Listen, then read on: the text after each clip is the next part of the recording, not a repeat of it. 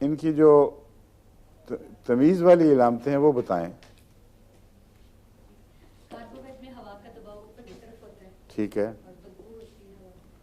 ہاں ہاں. اور اس کا مطلب ہے کہ جو انتڑیوں کی حرکت ہے اس میں خلل واقع ہوا ہے.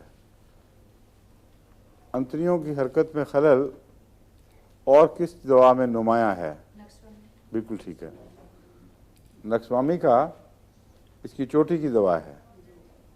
اور نکسوامیکا میں بھی پیٹ میں ہوا ہوتی ہے. جس کو جہاں بھی پیچش ہوگی، کوئی کسی قسم کی بھی معدے کی تکلیف یا انتڑیوں کی تکلیف ہوگی، ہوا تو وہاں ہونی ہی ہونی ہے. ہم جب ہوا کی یہاں بات کر رہے ہیں تو ایک دائمی ہوا کے مریض کا تصور ہے.